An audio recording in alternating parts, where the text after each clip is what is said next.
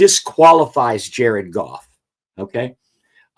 Because he is too much of a veteran for what this definition, what we're looking for. We're looking for a young player to potentially be on your team for another 4 or 5 years reasonably, maybe even longer.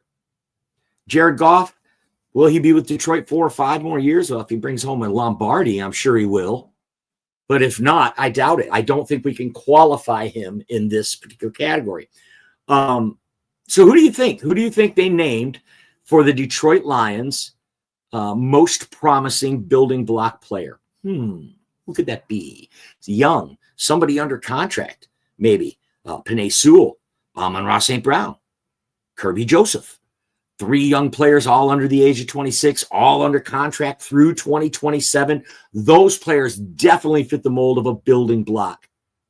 They fit that definition. But Aiden Hutchinson, certainly a building piece, a foundational piece for this team. But he's still got 2 years left on his contract. We don't know what the future holds for him. Let's face it, those dumbass Cleveland Browns went and gave Myles Garrett more than $40 million a year. Boy, that everybody just went, ugh! All the GMs around the league went, no, Cleveland. They did the same thing with Deshaun Watson. Gave him a $286 million completely guaranteed contract. Fortunately, the owners all dug in. You can call it collusion, whatever you want.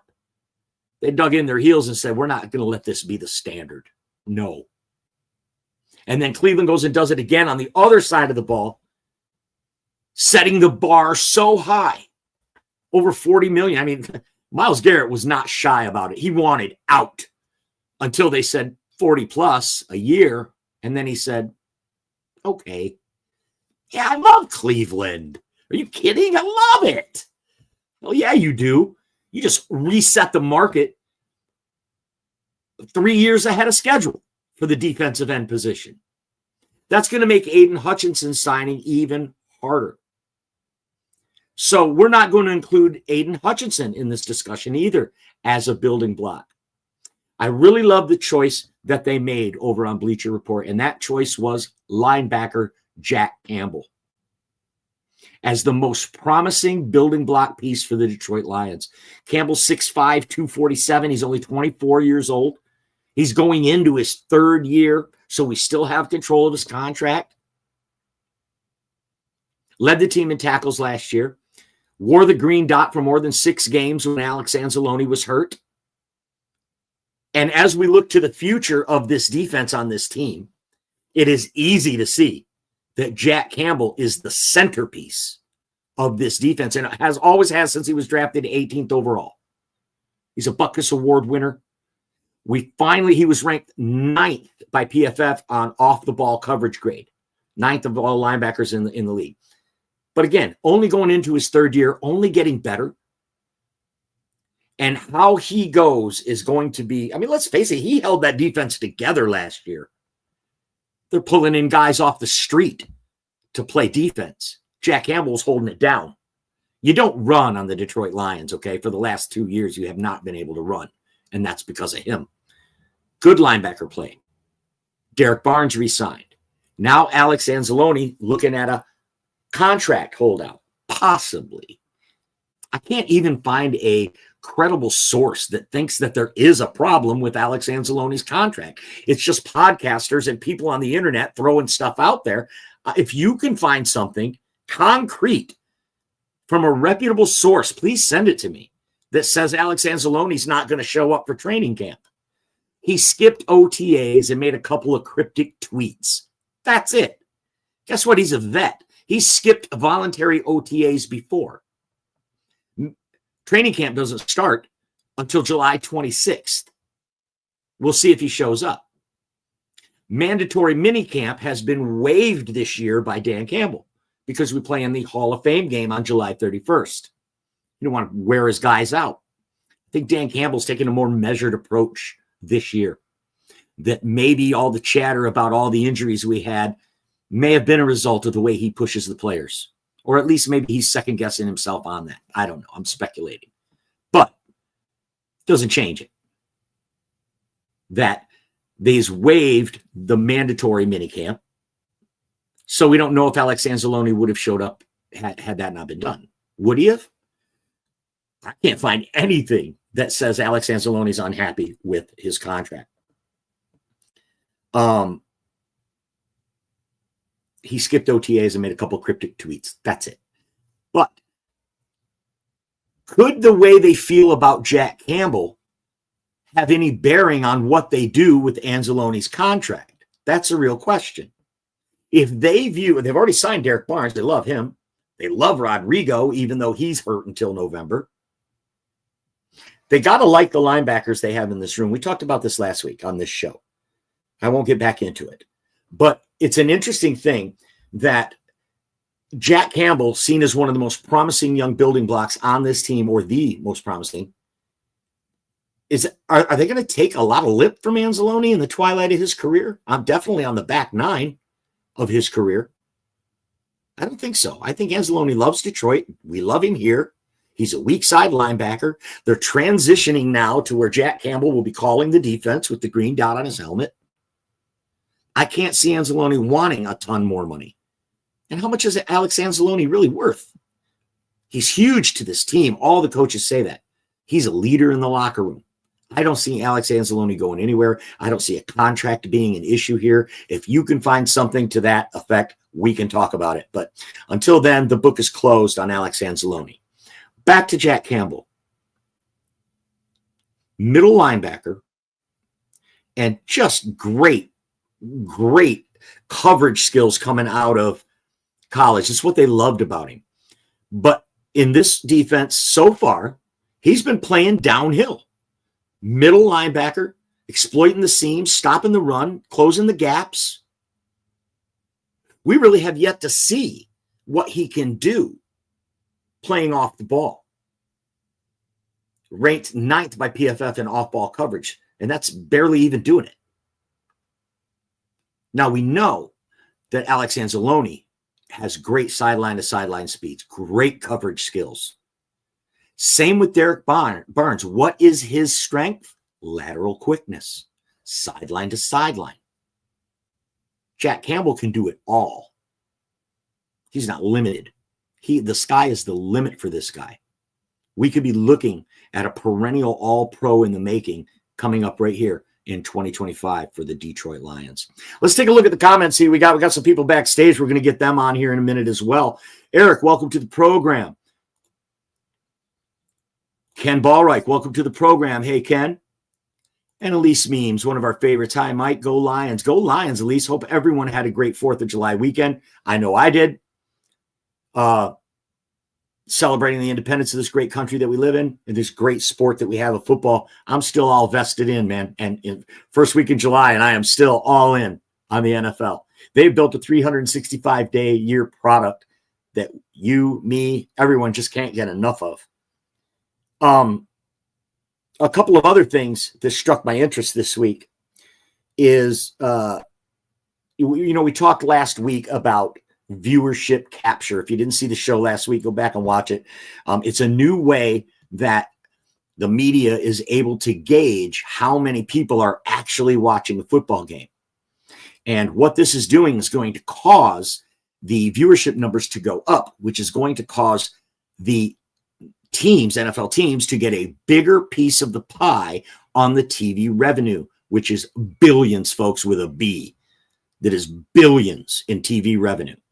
And they're going to get a bigger piece of the pie because of this new technology that the Nielsen company is implementing to capture more accurate numbers about who's watching the game. Well, what has this got to do with anything? Well, I'll tell you. Aleem McNeil, Aiden Hutchinson, these players are in completely different spots. Aleem McNeil was signed before the market shot up, and he's the 4th highest defensive tackle, paid defensive tackle in the league. He blew out his ACL near the end of the season. He will not be ready for training camp. He will not be ready for the start of the season. He will probably start the year on the PUP list, which means at least the first 4 games he's going to miss. And the Lions paid him a 4-year, $97 million contract with $55 million guaranteed, making him the 4th highest paid defensive tackle in the league. And now you're not getting a return on that investment with him sitting on the sideline. So what has this got to do with viewer capture? Well, as the Lions and the other teams in the NFL get a bigger piece of the pie of the TV revenue, that is going to make the salary cap go up. And by signing Alim McNeill early the way Brad Holmes did, he's getting ahead of the market. By the end of this year, defensive tackles are going to be at $40 million. And Alim McNeill is going to look like a steal at that point, provided he comes back from a serious injury, which we're all assuming he will. Not bad for a 3rd-round pick, a $97 million contract. And I don't think anybody would say that Alim McNeill's not worth that. He is a run-stuffing presence and has decent sack ability, not great. 11.5 career sacks. He had 5.5 was his best year. He had 5.5 sacks in 1 year. But you don't get pressure from the interior most of the time. If you do, you're in rare air with NFL defenses. If you're getting pressure from the middle, that's what makes players like Aaron Donald so valuable. And Alim McNeill is almost there. Maybe not Aaron Donald, but he's there where he's a game wrecker in the middle of the line. And now you add Tyleik Williams, who's basically the same kind of player as Alim McNeill. These two are looking like the future. And that $27 million that he's going to cost you is going to look like a steal in a couple of years. Got a couple people in the backstage area now. We'll bring them in, some friends. It's our good friend from Canada, the real deal, Darcy Maville. How are you, Darcy? Good. My hang on. Sometimes I get earwax, and that's part of getting old, right? Oh, that sounds better. Yeah. So how are you? Just like you said, we celebrated the 4th of July. We had Canada Day on Tuesday, so it was a great holiday weekend. I'm excited for this Detroit Lions season. Thanks so much for having me on the show. No, thanks for doing that. I keep up with the pictures on Facebook that you post. And Darcy, of course, is Detroit Lions news show. The podcast, it airs. When does that air, Darcy? We try to do every Wednesday, but you just had a 2-week holiday. I try to take some time off here with the grandkids and the pool and stuff like that. But Darcy has a great show. Has great guests on there, like former NFL player Mark Schmidt, John Macaroon, staff writer for Sports Illustrated, on Darcy's show as well. Be sure to check it out if you get a chance. So, Darcy, I want to ask you, do you agree with this assessment that Jack Campbell could be the most promising building block piece for the Lions? You know what? I thought Rodrigo played better in his first year than Jack played in his first year. And I thought, benching Rodrigo in Jack Campbell's rookie year was a mistake. Seriously, his numbers weren't there. He's a good off-ball linebacker, which we drafted him for. But I do believe he is a Chris Spielman type, that he's going to be a generational player for the Detroit Lions, going through multiple contracts. What do you think about that? Yeah, I do think that. I think that that's what they had him pegged as. That's what they saw him as when they drafted him, that he was going to hold down the middle of that defense for the next 10 years. Now, but I like what you alluded to there, that perhaps he was outplayed by Rodrigo, which would have been Rodrigo's second season, right? And Jack Campbell's first season. Right. And they benched Rodrigo, made him a backup linebacker, which he excelled in that role, and he excelled as a special teamer. But that was to give this guy that they drafted in the first round. Let's face it, Rodrigo's 6 foot tall and drafted in the 6th round. So there's nothing there that gives him any kind of gravitas to say, that's my position you're taking there. So Jack Campbell noted as listed as one of the best young building block pieces. I just wonder, do you? It sounds like you do agree with that. Then let's move on. Yeah. Aiden Hutchinson still has 2 years remaining on his contract, but he is due for an extension. Darcy, do you think the Lions get this done before training camp, or at least before the start of the season? I do believe so. He's going to definitely get comeback player of the year. How could you not? And he's going to be signing a $42 million contract that's going to just break the books for all the NFL, all the defensive ends out there. He's earned it. He's deserved of it. And these players don't ever want to get in their fifth year. They don't want to do it. The teams don't want to do it. They get disgruntled if they're going to do that. And he's another guy. He's a staple of this franchise. He's not going anywhere. He's a born Michigan-made man. They're not going to let him go anywhere. But, he could. And I said this in the chat. If he gets 22 and a half sacks, man, don't you think, Mike, that he deserves to get the MVP? Well, 20 is the magic number. You're talking 22 and a half. Well, that's the record. Just 20. 20 is if you get to 20 sacks, that's it. You're in the MVP conversation. So, absolutely. Got another guest coming on the show now. He's the host of the NFL NFC Open Mic Night on the Huddle Sports Network on Roku TV. His name is Chad Datema. Welcome to the show, Chad. Hey, buddy. How you doing, man? Nice so good. Have you been listening to the conversation while you were backstage, Chad? Absolutely. And I have a couple takes. Let's hear. What do you got on Jack Campbell? Well, I do believe that he is lined up to be the play caller. And and we know Anzalone is good. Anzalone's going to run the team this year, probably, for the most part, if he's healthy. But then everybody's forgetting about Brian Branch, dude. Kirby Joseph is awesome. I'm going to need you to stay on task, Chad. It was about Jack Campbell, and he was listed as the most promising young building block on the Detroit Lions. What's your assessment of that? I think it's Brian Branch. We're talking about linebackers. He definitely fits that criteria to be labeled that. So you don't agree with it, and I love that take. Thank you so much for that. Also, Alex Anzalone, Darcy, have you heard anything on your end? I mean, I know you've heard the rumors about Anzalone not being happy, needing a contract. I can't find anything concrete about that. Anything that you're seeing? It's the same thing. You don't want to go in your fifth year. Just the same. We were just talking previously about Hutch. You don't want to go into your last year. The agents, get anxious. They want to get paid. They want to make sure I'm getting paid too. The agents direct these guys to say, okay, you're going to hold out for camp. You're going to make a little bit of noise on a Friday afternoon.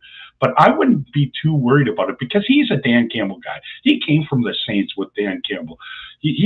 Dan Campbell recruited him. He was our best linebacker. Do you remember that play? It was like a cross sweep with the Packers, and he didn't take the cheese like Dan Campbell says. He didn't take the cheese, and he took that wide receiver that got the fake handoff, and then he went around and boom, we beat the Packers again. And that's just a good example of the confidence they have in him. And the coaches love him. And he's been described as a coach on the field, an extension of Dan Campbell. You hear him characterized that way all the time. I think they definitely love Anzalone. I don't think there's any fire to all this smoke that we're hearing. I can't find a credible source. Doesn't sound like you can either. What do you think? They probably just extend them maybe a year or two with nothing on the back end on the second year? I think they give him 2 years for a reasonable number that's team friendly. That's what I think. So that's a third contract. Like Glover Quinn made his third contract. Stephen Tulloch made it. As long as you get to your third contract, and that's what he's trying to do. I can't blame him. He's trying to take care of his family. Absolutely. And he's already come out publicly and said he loves Detroit, doesn't want to go anywhere, but don't they all say that? But he has come out and said that, and he loves this team. The team loves him. I just don't see a situation where they part with him. Next thing I want to talk about here is the Aiden Hutchinson injury. This is a very significant injury, okay, guys? A lot of people are poo-pooing this. Like, well, he's going to go back to form, 7.5 sacks in 5 games. He's going to be defensive player of the year. I think you just got done saying it. Could he have 22.5 sacks? This is a pretty significant injury, guys. I think there's going to be some learning curve or, getting your sea legs back under you. A lot of these athletes report that coming off a major injury, that it takes a game or two to get into that rhythm. I don't see him really taking off until he's 2, 3, 4 games into the season. Then maybe he gets back to form.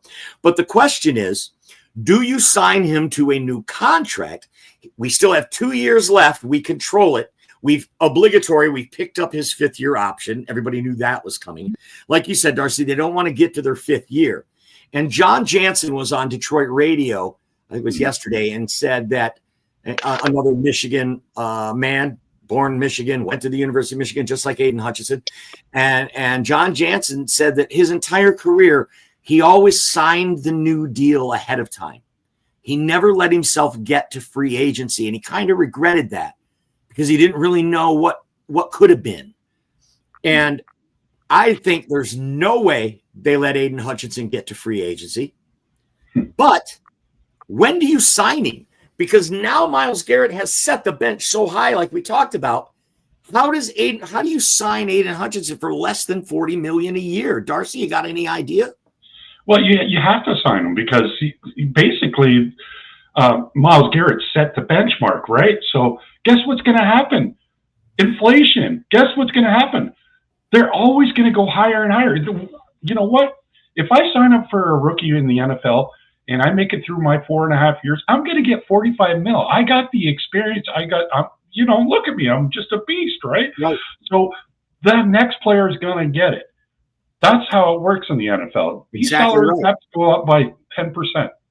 Exactly right. And that goes back to what we were saying about Aleem McNeil. He only counts $6.1 million against the cap this year. But then as it starts to move on, 25, it's $28.9 million. 26, it's $27.7 million. And in 2027, Aleem McNeil will be $29.2 million against the cap. However, by 2028, the salary cap will be raised so much, and the market value for that position will rise so much that $29 million is going to look like a steal in a couple of years. Mark my words. I think it's going to be the same thing with Aiden Hutchinson. They need to get this deal done sooner than Micah Parsons. We need to get our deal done before Micah Parsons gets his deal done, or that's just going to drive our price up. And I do expect that to happen. Chad, do you think Aiden Hutchinson gets signed before Micah Parsons? Well, before I answer that, do you think the Lions are going to go all in? And they got the it's my show. I ask the questions. Anyway, Aiden's injury is not anything to sniff at. He's still 2 years left on his contract. I'll ask you, Darcy, does Aiden get his deal before Micah Parsons? And Micah is due to go right now? Yes. And they were drafted in that same draft class? He's overdue, actually. When you look at, he was drafted in the same draft class as Penei Sewell, who got done beginning of last year. So, right. Just like always, the Cowboys have dragged their feet on everything, and now they're going to pay more money. Like they pay more money for the quarterback, they pay more money for their wide receiver. Now they're going to pay more money for their edge rusher if they don't step up and sign him. So, do you think Aiden gets signed before Micah Parsons? I do believe Michael Parsons gets signed before, because these Dallas Cowboys, they're all arrogant and they just love to, go on Jerry's World, whatever radio station it is. I can't remember what it's called, and they're always trying to make headlines and they're always trying to be number one. So I do think they're going to break the bank for Mr. Parsons, but Hutch might sign that extra long deal, maybe a 5-year contract instead of a 4-year. I love that. If there's any player you're going to give that kind of an extension to, he would be the kind of player, right, that you would give that to. Just like Penei Sewell, an extended one of these. You never see pro contracts go more than 5 years, except in baseball, of course. But in pro football, you just don't see it. And like Patrick Mahomes signed a 10-year deal. That was unheard of at the time when he did that. So, and he keeps restructuring. We could always restructure him. Brad Holmes could restructure him so he gets more bonus money instead of kick the can down the road. Which is what they did to try to sign, because we got to sign Brian Branch. We got to sign a whole shitload of players. Sam Laporta, yep, and Jahmyr Gibbs, right? We're going to have to eventually sign him. You don't want to let some of these superstars go, right? Right, and that's where it's the when you hit on mid and late round draft picks the way Brad Holmes has, the bill comes due eventually. You're going to have to pay these guys. And then there's the thing, you can't pay them all. Well, so far he's been able to pay them all. And we'll see if he can keep that up with all those names that you mentioned. Here's what I think is going to happen. I think they will sign Aiden Hutchinson before the start of the season, but after training camp starts. And I'm going to tell you why I think that. I think that because we've already seen this play out before, and it was named Taylor Decker at that time. And this was in 2023. He had a back injury in week 14, and he was due for a new contract coming into the next year. But a back injury, again, nothing to poo-poo. It's nothing to sniff at. So they wanted to make sure all this heated talk, if you remember in the offseason, all this heated talk about Taylor Decker's contract. What do you do? What do you do? Well, what they did was they let training camp begin, and they got a really good look at him. And they said, yes, he is fully healed. Let's give you that contract. In fact, it was July the 29th that they signed that contract, 2024. So Taylor Decker, right after camp started, they got a good look at him. They said, okay, he's perfectly healed. Now we'll commit to the money. I think they're going to do the same thing with Aiden Hutchinson. We've already seen their MO, their modus operandi. We've already seen how they do it. They want to get a good look, let their doctors get a good look, see how he responds to coaching, and they will sign him before the season starts. But the question is, will that be at $40 million? I know you say you can kick the can down the road, but it's going to average salary out at $40 million a year. And you're counting on the salary cap to go up to bail you out in that situation, but that's an unknown. And like you said, you got to sign Laporta, you got to sign Brian Branch, you got to keep Jahmyr Gibbs. How do you do that if you're paying Aiden Hutchinson $40 million a year? You're paying Ali McNeil $29 million a year. You're paying Amon-Ra St. Brown $25 million a year. There just isn't enough to go around. So it's going to be interesting to see how it plays out. Put it in the comments. I want to hear what you got to say. Robbie DeFeo is in the house. What up, Lions fans? What's up, Robbie? For being on the show. What do you got, Darce? What is it? Dorsey's like a draft cap, guru. We had the problem with Ndamukong Suh, Matthew Stafford, and Calvin Johnson with Jim Schwartz at the helm. And when he got fired, we got cap issues with 3 players. We got 3 players and we had cap issues. Man, we got a hell of a lot more talent on this team than we did back in 2014, right? Yeah. But that's directly because that was before the rookie salary structure. Yeah. So having control of the rookie's contract and all of that, Matt Stafford was getting mega millions 4 or 5 years in. So, and it wasn't fair because we were always picking in the top, 5 or top 7 for many years, right? So we could never get ahead because we're always paying. We had a superstar, but we couldn't fill out the rest of the team. It's no doubt that has been the biggest single, right? Yeah, that has been the biggest single change to the game, really, is the rookie contract structure and the way these teams are able to drop in a rookie quarterback for dirt cheap and spend money around the rest of the team. And then we see the Rams abandon that model, said F them picks, and dropped in a veteran quarterback and won a Super Bowl. So we know which way Brad Holmes is doing it. What else you got? Here, I'm going to connect. Cheers. Cheers. So I know you're doing a football camp, right? Legends football camp up in Clare, Michigan.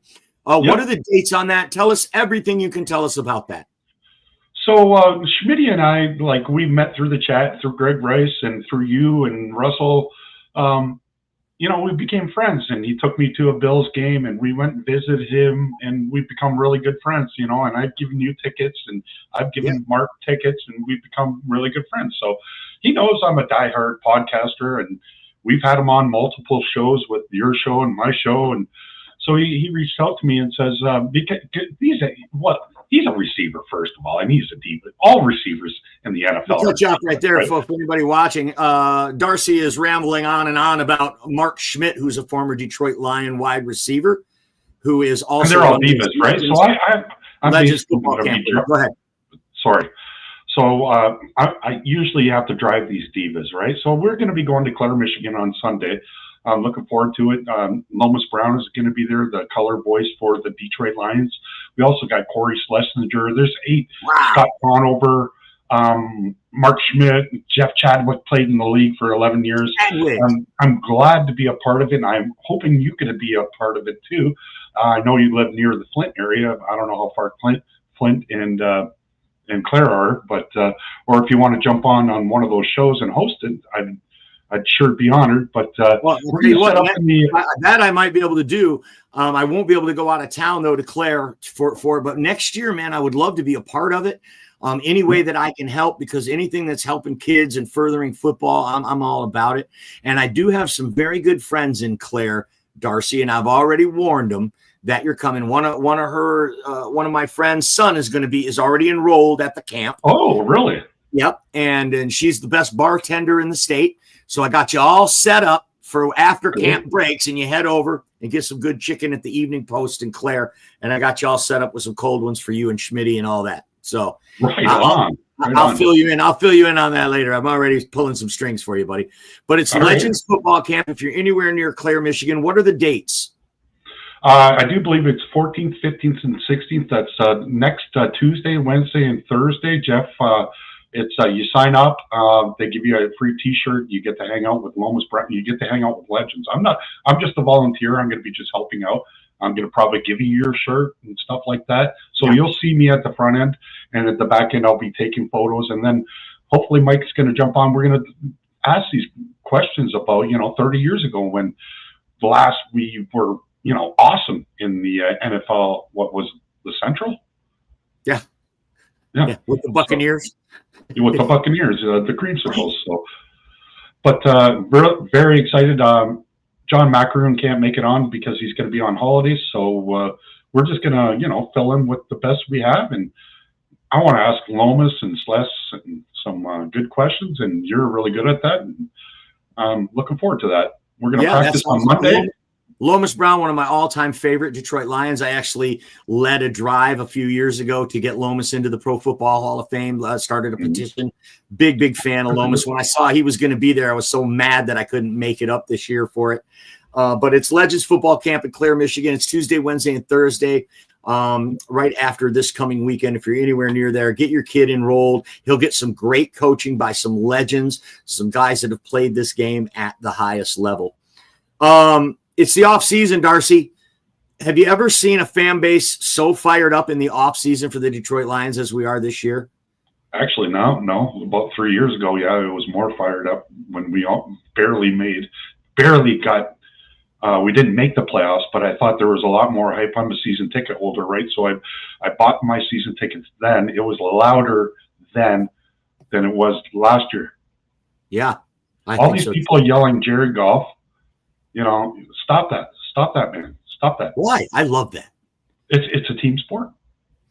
I know, but if you're in a hockey arena in Texas and they're chanting Jared Goff, that's pretty damn cool, right? I mean, come on. That's pretty awesome. Well, a Detroit quarterback? Okay. I don't want to, this is your show. I don't want to take you off the rails, but throwing 3 interceptions and 1 fumble in the most crucial game,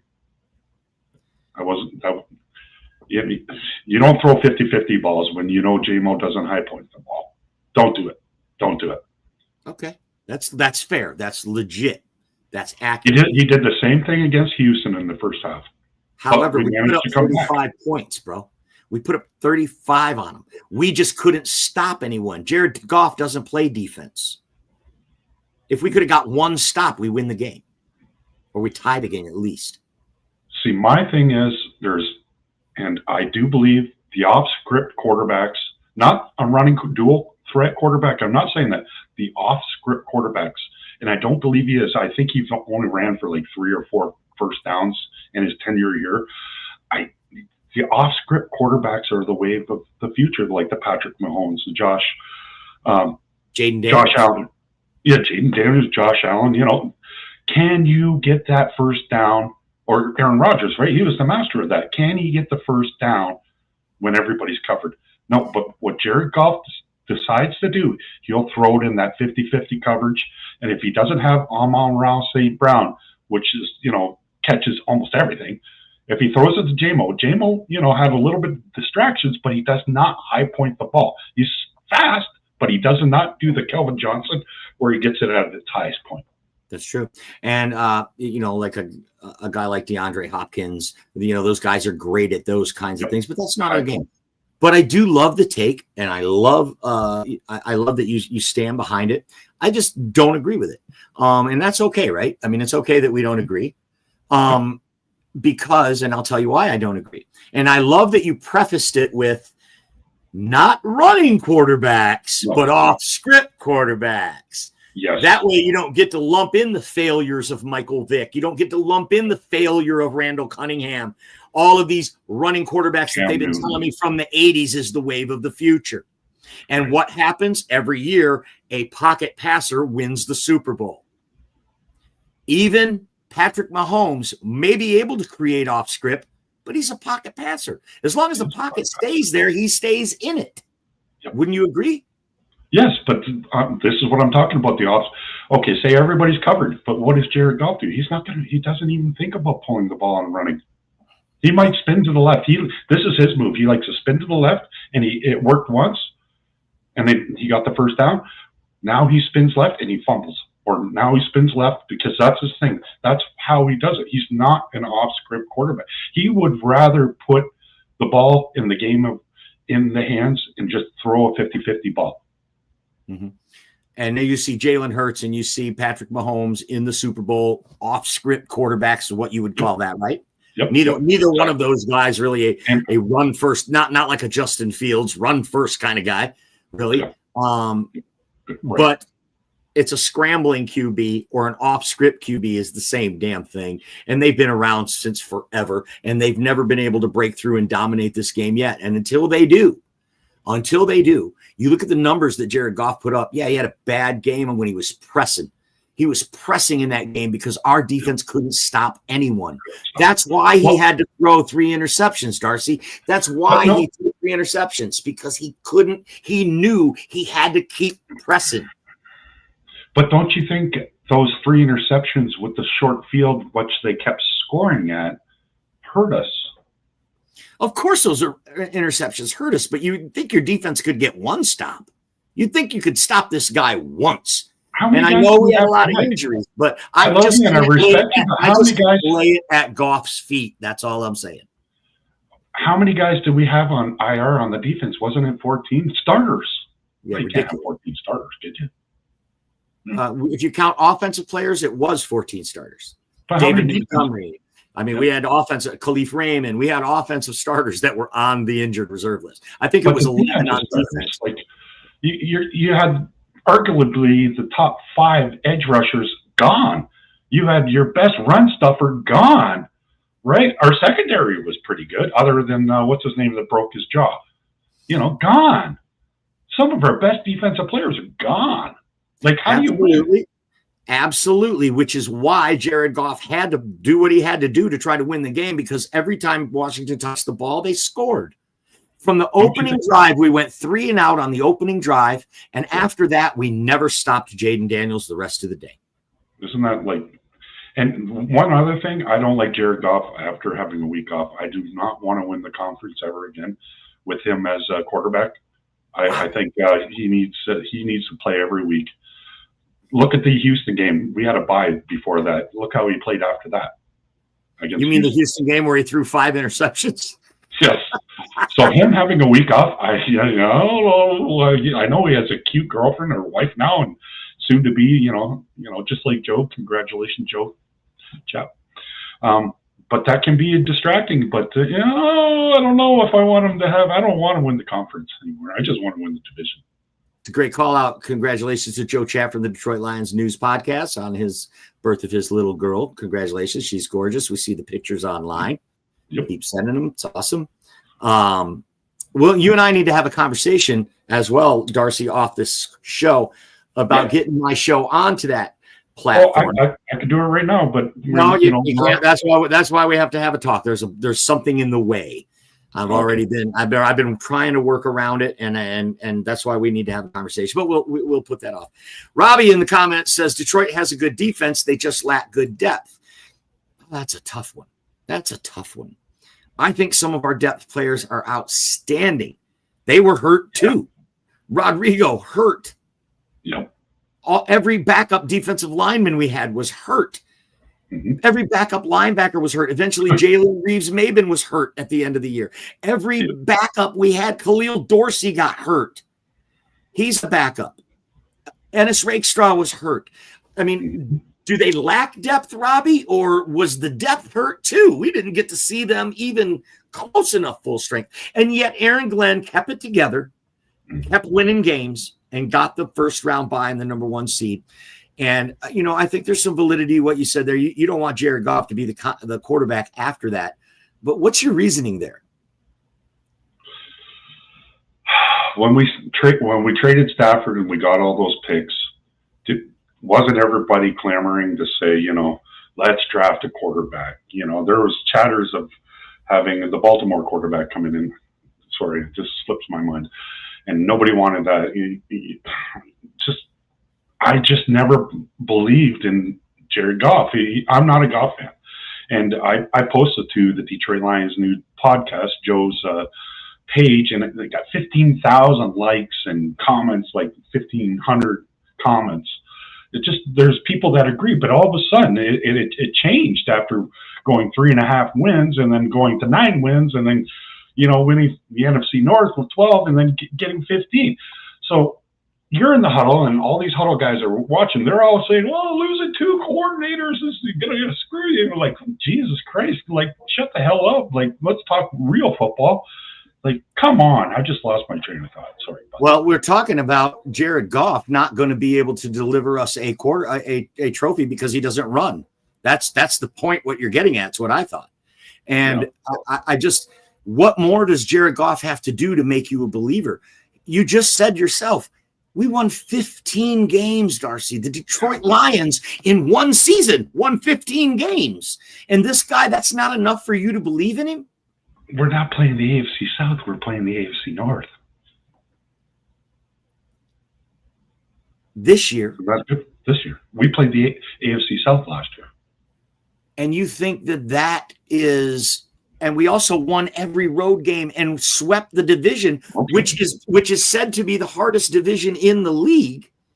The NFC North, the AFC North and the NFC North. But last year, everybody was harping. I mean, look, 3 teams from our division made the playoffs, Darcy. So it's hard to argue that last year, the NFC North was the strongest division, and the Lions swept every game. What more does Jared Goff have to do to make you a believer? Oh, give me tickets or something. Yeah. If you were to win 15 games this year, would you be a believer? We're not going to. I got them winning 12 at max 11. That AFC North, oh my God. With all due respect, Darcy. With all due respect, your predictions don't have any bearing on that question at all. But it's going to be. Here's my take. Can I give you my take? Because we play the AFC North, would you then be a believer? If we get more than 12 wins, I'll buy a Jared Goff jersey, and I'll put Main Event Mike on the back. I told you so. I'll do that, and I'll eat crow.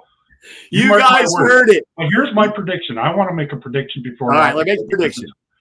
If we go 500 until Thanksgiving, or just one game over 500, which I think we're probably going to do, because I'm not a believer of the Jared Goff.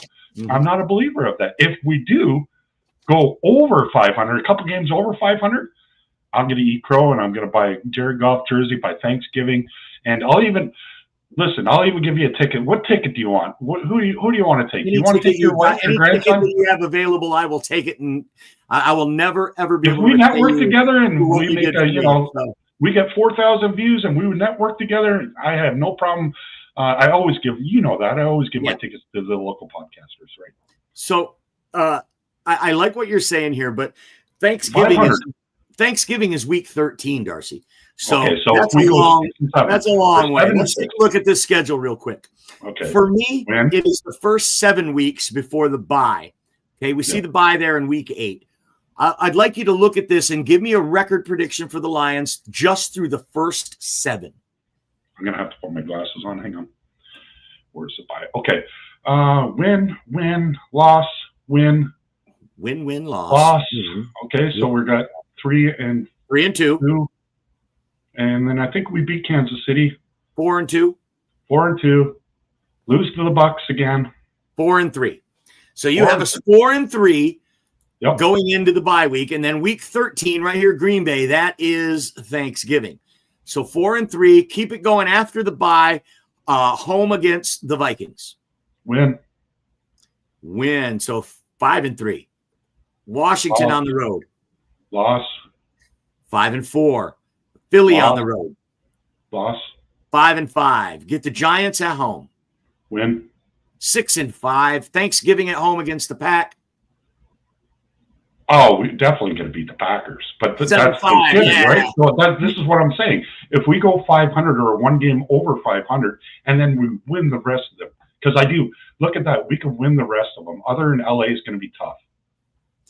Right, and we don't know what Aaron Rodgers and that defense in Pittsburgh is going to look like in Week 16 because it's a regular old folks home over there in Pittsburgh that they've got now. That defensive line, we do have Colin backstage. It looks like, but man, I don't really want to put that guy's name up there. Here, I'm going to jump off. Is that all right? You going to jump off, Gars? Yeah. All right. Well, thanks for being on. Be sure to check out Detroit Darcy on Detroit Lions News Show. Thanks, Darcy. Thank you, sir. Good luck at the camp. Oh, yeah. I was going to enjoy talking to Darcy. What's going on? Colin is a Vikings fan, but you wouldn't know it because he doesn't wear anything purple or put anything in his title that lets him know what team he plays for. What do you think all this Lions shit we're talking about? What's up? What do you think about all this Lions shit we're talking about? Well, I just hopped on a couple of minutes ago. I was looking at I have no respect for the Vikings. Wow. Not that I'm really that surprised by Darcy to think that you guys are gonna sweep the Vikings this year. I don't know. I see you guys splitting with us. So yeah, Christmas Day, we didn't actually get to that game. Christmas Day where we play in Minnesota. I believe Darcy would have predicted a loss there because he was just glossing over it.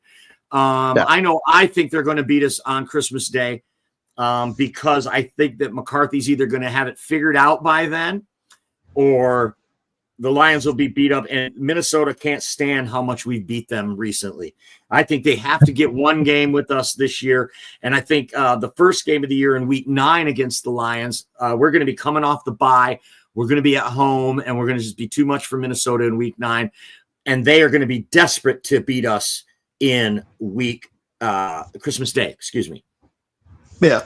Week 17. I think, again, the way that the Vikings built their team by going and getting offensive linemen, by getting Jordan Mason, by re-signing Oliver, I think a lot of their offense is predicated on making things easier for J.J. McCarthy, at least initially, to try and alleviate any kind of big mistakes and just start to create his confidence level up. I mean, if you look at the beginning of the Vikings schedule, I see maybe one loss. I mean, we play the two road AFC North games are Cleveland and Pittsburgh, and they're both overseas. So it's not really a road game. I mean, it's a road game, but it's not in Pittsburgh and it's not in Cleveland.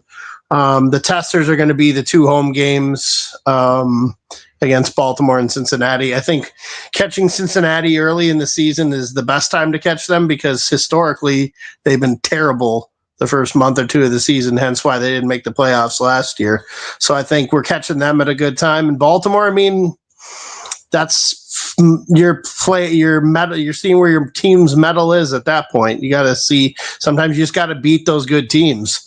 So, and I will say, Colin, you are not alone. Every single Vikings fan I've talked to this offseason, she's going at least 4-1 in the first 5 games. Literally. Yeah. Every single Viking fan has you going at least 4-1. Some even have you going 5-0 in the first 5 games.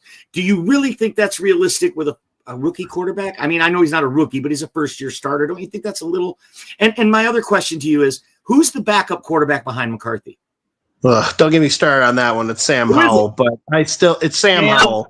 Frickin' Howell is your backup. I'm aware. I feel like at some point you may see them make some kind of move to get another veteran quarterback in there.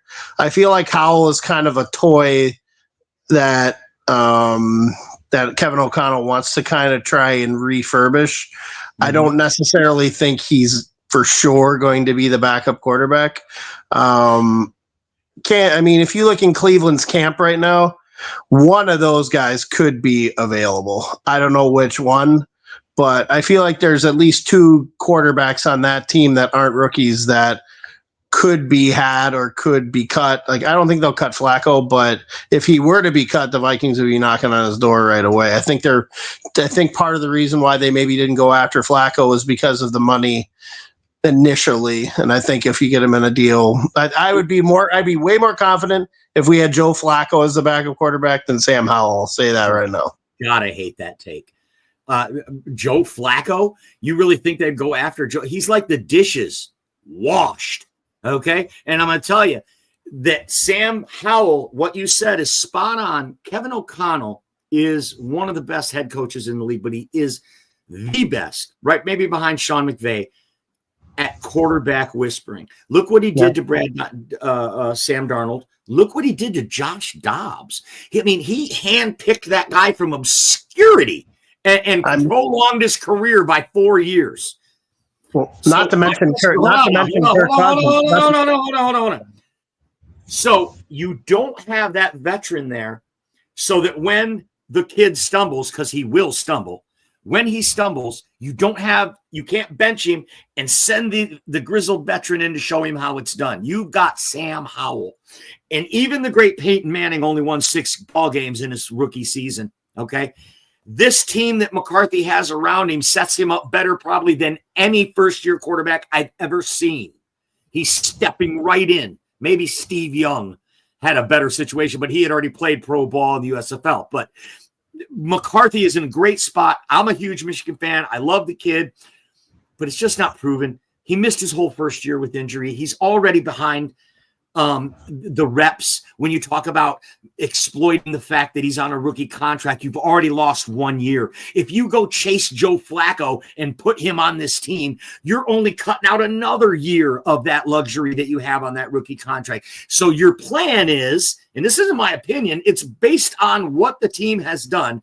Their plan is to throw the kid in, and if he stays healthy, he's going to be there for the whole time. They could have picked up anyone along the way. Aaron Rodgers, some Vikings fans were clamoring for Aaron. Aaron himself wanted to go to Minnesota more than Pittsburgh, but they didn't want him because the plan is to put this kid in. We've already lost 1 year of eligibility on his rookie contract. We're stunting his growth by not getting him on the field. And Sam Howell is only there for one reason. If the kid gets hurt, at least Sam Howell is super tough, has lots of moxie, can take a big hit, and isn't afraid to stick his nose in anywhere. So that's why Sam Howell's the backup. Do they still have Mullins? No. He was a good backup. They don't. I think it's Brett Rippon is the third stringer. That's right. Brett Rippon. Good call. I mean, here's my thing. By bringing in Flacco, I don't think there's any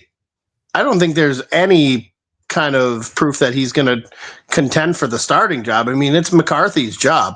It's more about having a more veteran guy backing up McCarthy. I don't think he's going to push McCarthy at all. I think he's going to be more of that mentor, maybe, that McCarthy may need. Now, I don't know if you remember, or I'm sure you do remember, a couple of years ago when Cousins went down, that's what the team probably would look like without having, they were trading a 6th-round pick to get Dobbs, and he actually made Dobbs look moderately sure did. competent. And even Nick Mullins. I mean, Mullins had a game where he threw, I think they were playing Cincinnati. I want to say he threw, I think he threw for 400 against, I think he threw for 400 against you guys. I was at that game. I believe. At that game, he did. He had 4 touchdowns as well.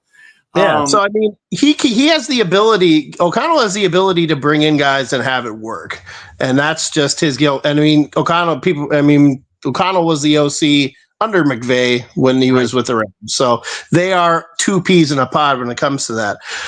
I personally, if it would have been me and Shedeur Sanders was sitting there in the 4th, 5th round, I would have very much thought of maybe taking him, only because of who the coach is.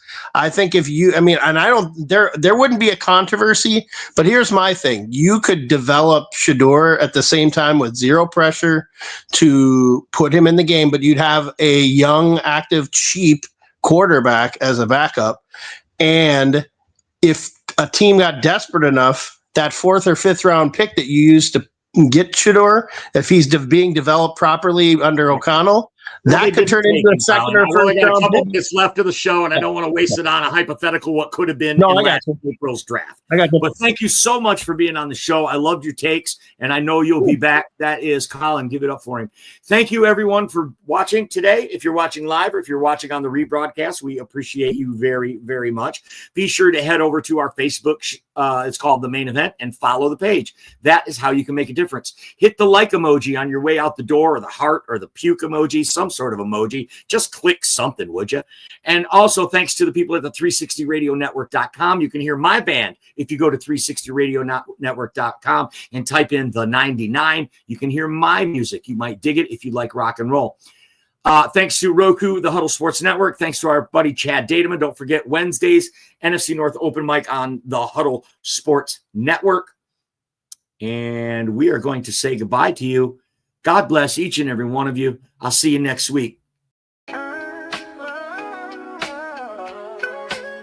Yeah, yo, it's game time. Ain't no messing around. Huddle Sports Network, the best in town. From NFL rumors to the latest trends, we got all your sports. Just tune in, my friends. Catch us on Roku, Fire Stick, take your pick. Facebook, YouTube, where the action's slick.